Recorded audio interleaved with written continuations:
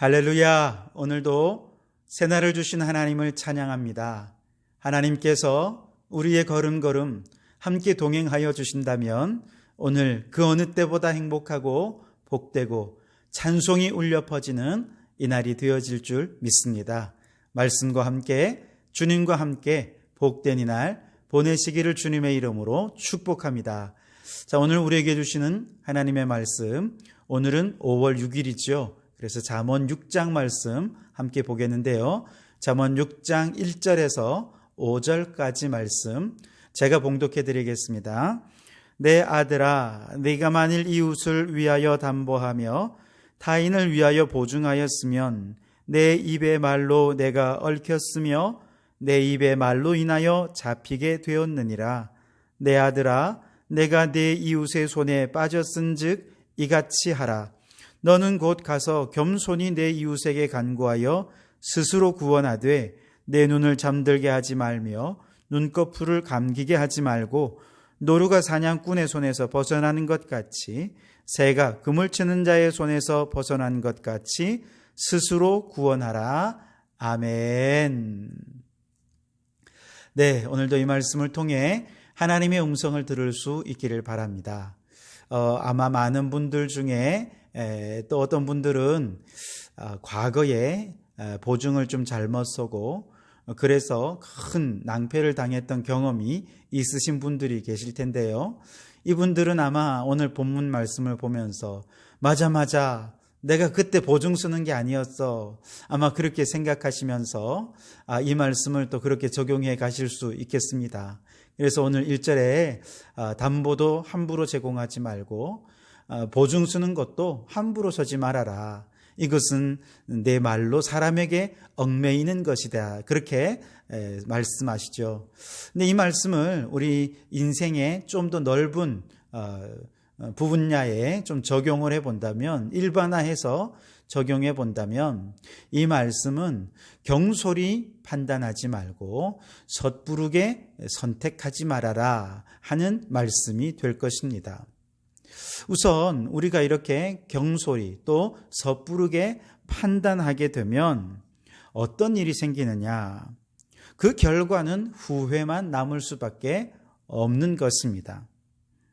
말씀드린 대로 지금은 연대보증 제도가 사라졌습니다만 옛날에 보증 한번 잘못 써서 빚쟁이들이 몰려오게 되고, 그래서 자기가 하던 사업도 쫄딱 망하게 되고, 또 월급이 들어오면 곧바로 차압을 당해버리기 때문에 돈 한 푼 제대로 만져보지도 못한 채 평생 빚 갚느라고 고생 자기만 고생하면 되는데 가족들까지도 그렇게 고생하고, 또 어떤 분들은 위장으로 이혼을 해가지고 가족들에게 피해를 안 끼치기 위해서 정말 눈물을 머금고 그런 일까지 하는 그런 일들도 제가 본 적이 있는데요. 그들은 대부분 다 똑같습니다. 다 후회를 해요.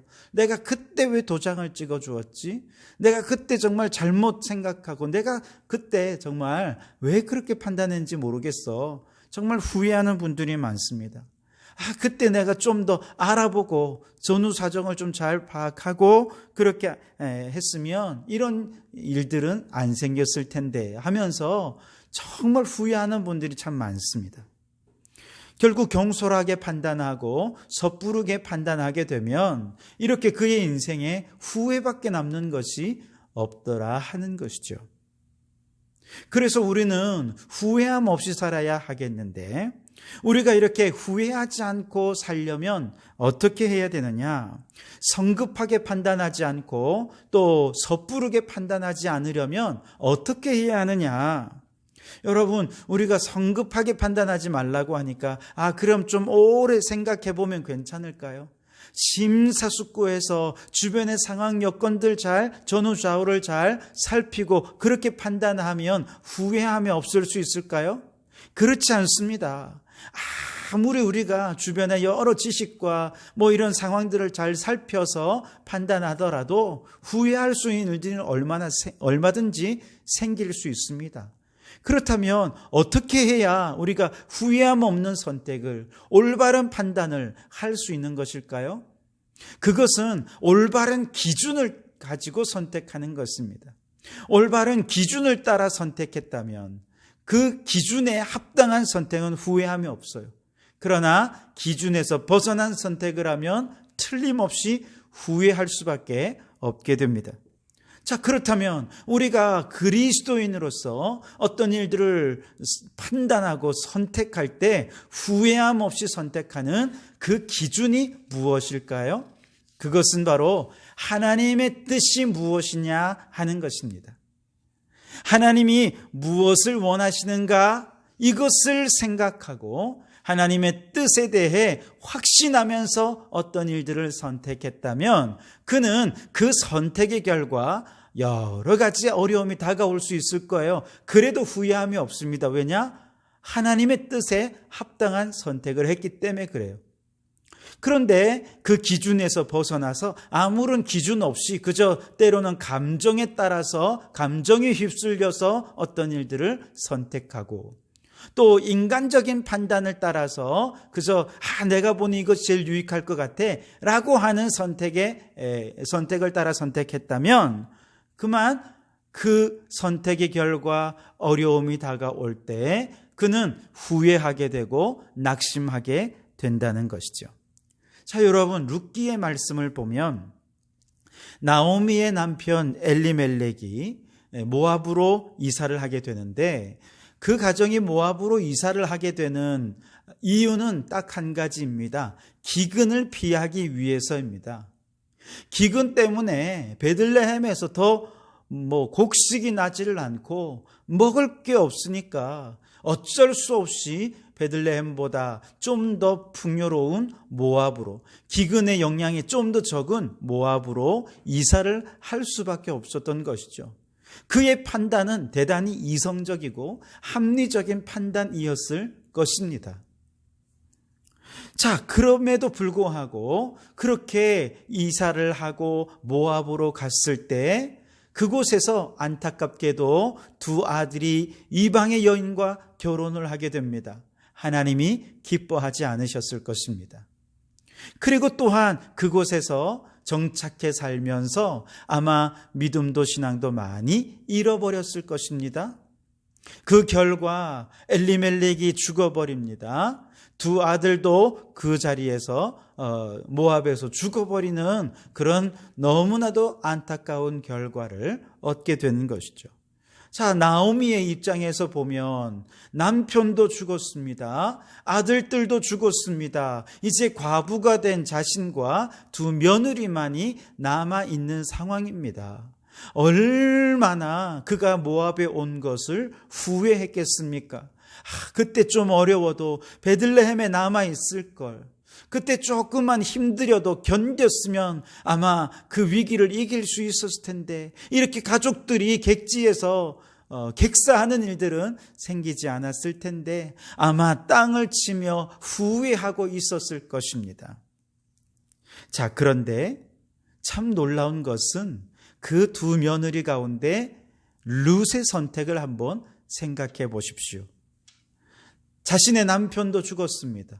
시아버지도 돌아가셨습니다. 이제 빈털터리가 된 시어머니만 남아있을 뿐입니다.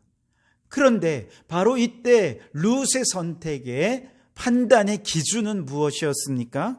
말씀 룻기 1장 16절에 어머니의 백성이 나의 백성이 되고 어머니의 하나님이 나의 하나님이 될 것입니다. 룻의 선택의 기준은 하나님이었습니다. 하나님이 함께 하신다면 저는 빈털터리가 된 시어머니라도 저는 시어머니를 따르겠습니다. 어머니를 통해 하나님을 믿었고 어머니를 통해 하나님을 영접하게 되었으니 이제 나는 하나님의 백성이고 나는 하나님을 따라 살아가는 삶이 되겠습니다. 이것이 하나님의 뜻입니다. 라고 하는 것이죠. 참 기특하지 않습니까? 이 이방 여인이었던 룻이지만 그가 하나님을 믿었고 하나님을 따라 그 뜻을 따라 선택하게 된 것이죠. 룻기 1장 17절에 이렇게 고백합니다. 만일 내가 죽는 일 외에 어머니를 떠나면 여호와께서 내게 벌을 내리시고 더 내리시기를 원합니다. 죽기를 각오하면서 어머니를 따르겠다는 것이죠. 도대체 그 빈털터리가 된 시어머니에게서 뭐 얻어먹을 게 있다고, 뭐 내게 유익되는 것이 있다고 죽기를 각오하고 그를 따르는 것입니까? 이유는 하나예요. 하나님의 뜻이 거기에 있기 때문에 그렇습니다. 하나님의 소원이 거기에 있기 때문에 그런 것입니다. 그 결과 어떻게 됩니까? 그 결과 하나님께서 그들에게 복을 주셔서 보아스를 만나 결혼하게 하시고, 그리고 그 가문에서 다윗이 태어나고 그 가문에서 예수 그리스도가 탄생하는 놀라운 복된 가문을 이루게 되는 큰 복을 얻게 된 것이죠.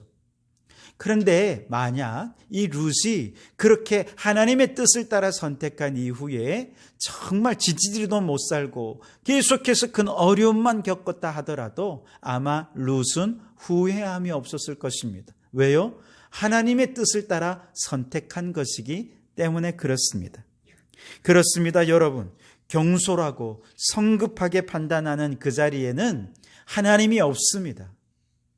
아무리 그가 어떤 일들을 선택해도 하나님의 뜻을 따라 선택하는 것이 아니고 그저 인간의 감정과 인간의 판단을 따라서 선택하는 것이기 때문에 그 선택의 결과 그에게 복이 오고 많은 돈을 벌고 잘되고 형통하는 일이 있다 하더라도 그 인생은 결국 후회하는 인생이 될 수밖에 없을 것입니다.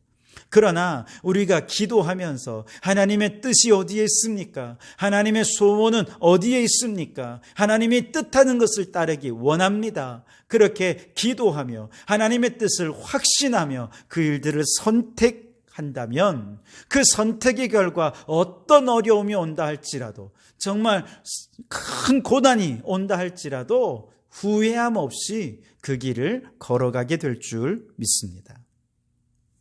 여러분, 오늘도 우리는 이 하루를 살아가면서 크고 작은 선택을 하며 살아가겠죠? 제가 작은 선택이라고 했지만 사실 작은 선택도 그게 작은 선택이라 볼 수 없습니다. 오늘 내가 걷는 그 한 걸음 한 걸음, 그 선택 하나하나가 인생을 멀리 바라봤을 때 인생의 방향을 결정짓는 작은 선택이기 때문에 그렇습니다. 그렇게 놓고 보면 이 한 번의 선택이 그렇게 결코 작은 선택이 아닌 것이죠. 우리의 모든 선택은 우리의 인생의 방향을 결정짓는 것이기 때문에 우리는 매 순간 경솔하게 판단하고 성급하게 결정해서는 안 될 것입니다. 우리가 모든 선택과 모든 판단 속에 기준이 있어야 되겠는데 우리의 모든 기준은 무엇입니까? 하나님의 뜻이 무엇입니까? 하나님이 기뻐하시는 것이 무엇입니까? 하나님의 소원은 어디에 있습니까? 여러분, 그것을 기도하며 묻고 그렇게 신중하게 판단해서 확신 속에서 모든 일들을 행하셔서 여러분이 행하는 모든 일들을 통해서 하나님의 뜻이 나타나고 하나님의 영광을 받으시는 축복된 일들이 있기를 주님의 이름으로 축원합니다. 자, 그리고 오늘 말씀은요, 잘못된 판단으로 이렇게 어려움에 빠지게 된다면 어떻게 해야 되느냐? 모든 역량을 총동원해서 스스로 구원하라, 그렇게 말씀하시죠. 오늘 4절과 5절을 보시면 내 눈을 잠들게 하지 말며 눈꺼풀을 감기게 하지 말고 노루가 사냥꾼의 손에서 벗어나는 것 같이 새가 그물 치는 자의 손에서 벗어난 것 같이 스스로 구원하라, 그렇게 말씀하시죠.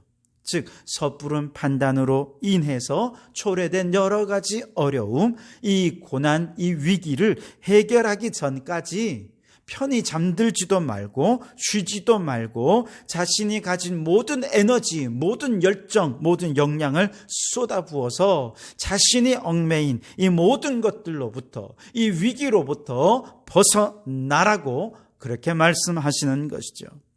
어떤 사람은 너무 큰 어려움에 빠지면 이건 내가 할 수 있는 일이 아니야 라고 자포자기하는 사람들이 있습니다.